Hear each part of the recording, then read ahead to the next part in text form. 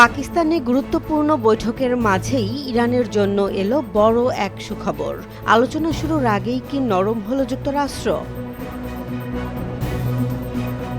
ইরানের একটি উচ্চ পর্যায়ের প্রতিনিধি দল পাকিস্তানের প্রধানমন্ত্রী শাহবাজ শরীফের সঙ্গে বৈঠক করেছে। এই বৈঠককে ঘিরে নতুন করে জোরালো হয়েছে যুক্তরাষ্ট্র ইরান সম্ভাব্য আলোচনার ইঙ্গিত। প্রতিনিধি দলের নেতৃত্ব দেন ইরানের পার্লামেন্ট স্পিকার মোহাম্মদ বাঘের গালিবাফ। বৈঠকের আগে থেকেই তিনি স্পষ্ট বার্তা দেন, যুক্তরাষ্ট্রকে অবশ্যই ইরানের জব্দ করা সম্পদ অবমুক্ত করতে হবে। এর মধ্যেই ইরানি কিছু সূত্র দাবি করছে, ওয়াশিংটন নাকি ইতোমধ্যেই সেই সিদ্ধান্তে সম্মত হয়েছে।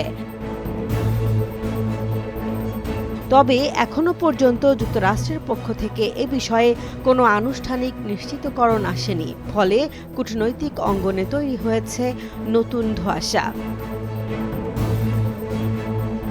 বিশ্লেষকরা বলছেন, পাকিস্তান আবারও মধ্যস্থতাকারীর ভূমিকায় সামনে আসতে পারে। অতীতের মতো এবারও দুই পক্ষের মধ্যে যোগাযোগ রক্ষায় গুরুত্বপূর্ণ ভূমিকা রাখতে পারে ইসলামাবাদ। যদি সত্যিই ইরানের সম্পদ ছাড়ে যুক্তরাষ্ট্র, তাহলে তা হবে চলমান উত্তেজনা কমানোর বড় এক ইঙ্গিত এবং সম্ভাব্য নতুন সমঝোতার পথ খুলে দিতে পারে।